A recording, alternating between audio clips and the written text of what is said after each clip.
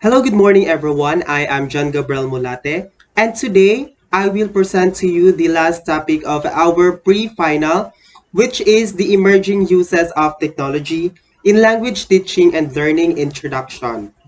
So first of all, when we talk about technology, we may think of electronic system or devices that were developed to use in practical uses. Somehow, our topic is connected to what, as we say, in teaching and learning environment, and how this thing being materialized and emerging nowadays. So there are two main points on how technology helps in language learning. First, technology provides teaching resources, and second, technology as providing enhanced learning experiences. So as our lessons run through, we will elaborate this each for you to be able to understand the main points. So next, we'll start talking to the first point or way, which is technology as providing teaching resources. So for how many years we have been in a norm where teachers use chalks and blackboards as their teaching tools. And this became emblematic to education of today's. So during our elementary years or perhaps early years of our high school, our teachers use these essential teaching tools to provide learnings to the students. And we became witnesses as to how these were very important on the past and became an old norm to us right now. So through the years, these traditional tools were being replaced to tools that are more convenient and energy efficient. We are in the phase of what we call development. So modern teachers now are relying to what we call technological tools and digital technological resources. So what are these two? Let's begin with technological tools. As I've said earlier, we are in the phase of the development from using chalks and blackboards to whiteboards and markers into the following technological tools such as film strips. So film strips are basically a film that is made up of different pictures and then show at a time.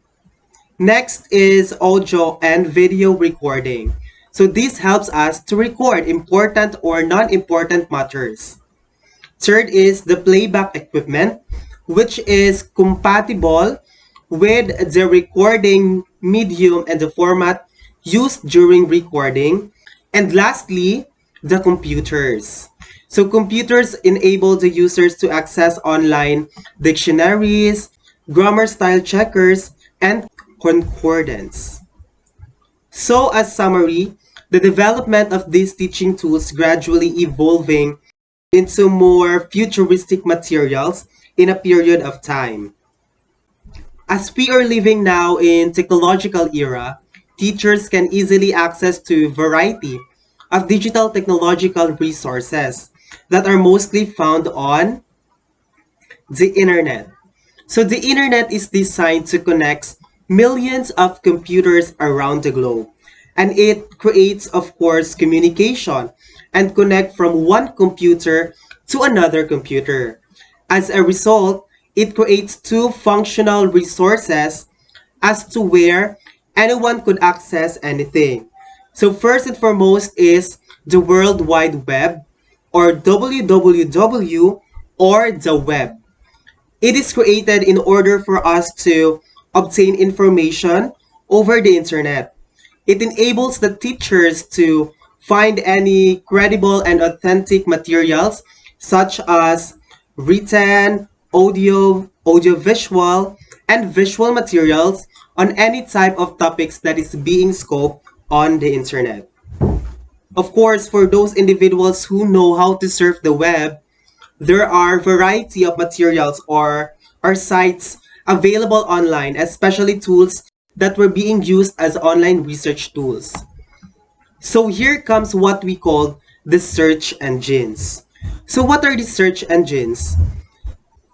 Search engines are programs or software applications that allow you to search the internet for a certain result. It is this it displays the most relevant results on the screen. So the following are the top 10 search engines in 2021 that was being ranked by popularity. And that includes Google, Microsoft, Bing, Yahoo, Baidu, Yandex, DuckDuckGo, Ask.com, Ecosia, AOL.com, and Internet Archive.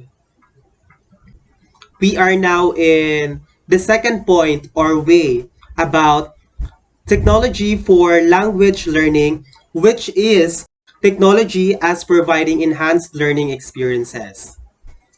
Because of its role, the function of the technology, it is no longer only an existing machine or a source of reliable information to researchers and teachers. Rather, it provides learners to greater access to the specific language, and as a result, the technology allows students to change or alternate the location and time of his learning. Furthermore, it may assist students in shaping their perspectives on the nature of what is being taught. So here comes what we call the technology enables to enhance learning experiences.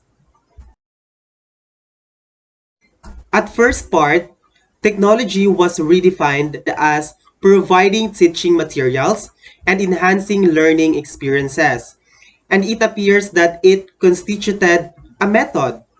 However, the latter's use of technology is at least a significant methodological development, which means technology leads to innovation.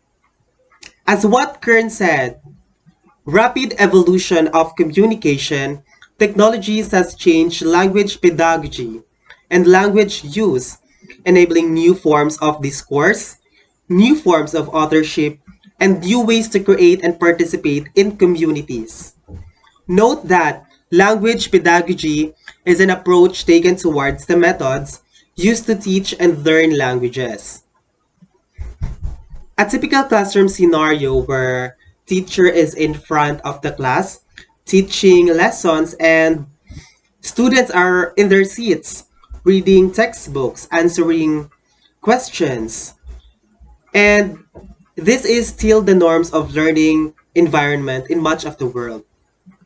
Because of this, the thoughts of the term norm was redefined as the advantage of technology takes place because it gave way to the students to independently work computers, mobile phones, or other technologies. And here comes the new discourse. So what is this new discourse? New discourse or the authorship is a platform or a place where students engage in borderless virtual communities that enable them to create and post something such as messages, feelings, etc. And by that, it features both oral and written languages. Even if all their language learning takes place in formal learning situations, students who have access to computers have greater autonomy in terms of the language what they want to use. So this was supported by Thorn in 2006, stating that with the help of modern technology, students use language for ongoing identity formation and personally meaningful communication in the service of the goals that extend beyond practice or learning in the restrictive senses associated with institutional settings. The technology makes possible greater individualization, social interaction, and reflection on language. So we will elaborate this tree into more understandable context on the next pages of our report. In addition, Technology enables teaching to assess the students when it comes to skills and intelligence to a greater extent than is normally possible. So as a result, a few computer-assisted language learning or CALL programs were developed to adapt diverse learners through evaluating their input and providing customized feedback and remedial exercise tailored to their proficiency. So, call programs were created to evaluate students in order for teachers to separate them according on their level of competence and teach and apply the information they need. So the ability to link students through network computers as the students were grouped based on their proficiency, then being complemented leads to greater social interaction, explaining that these people have the same level of intelligence. They will simultaneously learn, understand each other through social interaction. So with this social interaction, it helps the students to collaboratively working their knowledge by building on one another's experiences. The fact that interaction in technology happens mainly on through writing, which means that the interaction is available for later reflection and analysis. Here is an example. Eric, a student of French, describes learning from email interactions with a native speaker of French. Email is kind of like not a written thing. When you read email, you get conversation, but in a written form. So you can go back and look at them. I've had that experience where conversational constructions appears in an email form from a native speaker of French, which is really neat because it doesn't fly by you. So it was by Crumsh and Thorn 2002. Take note of the words flyby. Inferring from Eric's comments, now the technology makes possible greater student motivation. In short, technology makes possible greater individualization, social interaction, and reflection on language. Moving on to the next page. So technology basically enhances language learning experiences and also contributes in reshaping the understanding of the nature of the language. So back to Eric's comment about language in use flying by. We all know that those words have the different definitions when we talk about the nature or its literal meaning. However, as time goes by, evolvement of technologies, we have this so-called redefinition of these terms because of the language learning experience. And it makes possible that the emergent use take place and visible to the understanding that there is the process of changing nature of the language. This explains why language is not a fixed system. So according to Larson Freeman and Cameron 2008, language is always changing and being changed by those who use it. So talking about changing meanings, may I know if some of you are familiar with some of our Filipino beauty queens like Catriona Gray, Pia Wurtzbach. They were two of many who uses these words in their final answers during their Miss Universe editions, like Kat, the silver lining, and Pia, the iconic confidently beautiful with a heart. In fact, this more dynamic view of language has even been applied to grammar in what Larson Freeman calls grammaring. So, grammaring is not knowledge of grammar rules, but is rather the ability to use grammar structures accurately, meaningfully, appropriately, and creatively as well. So despite what technology has to offer, we should always remember that it is not technology per se that affects the learning of language and culture, but the particular use of technology. This emphasis on use highlights the central importance of pedagogy and the teacher. That is for current 2006. So technology should be integrated into the curriculum and not just added in because it is new. So technology is updated every time and should be assimilated. So on next pages, we will talk some terms that will be used in the lesson. We will elaborate later in this chapter. First, a blog. So what is blog? Blog is the abbreviation of web plus log. This is one's personal online journal. It's just like a diary but posted online, where the author can update his or her blog anytime and anywhere. So there are some common misconceptions about blog and vlog. Basically, blog is a written form journal posted on a website or web page and mostly includes text and messages, while vlog is a combination of blog and video. So most of the contents are in video format. Next is social networking sites. These sites can be accessed through the web. It enables the users to interact people as to which they can add personal information, post photos and videos, and other participants who use the same site as what we called friends or mutual virtual friends. So a friend can see someone information to the account of which he or she was virtually befriended. YouTube. Basically, YouTube is a website where we can watch and share videos. Most countries are compatible of YouTube because of their high-speed connections to the internet.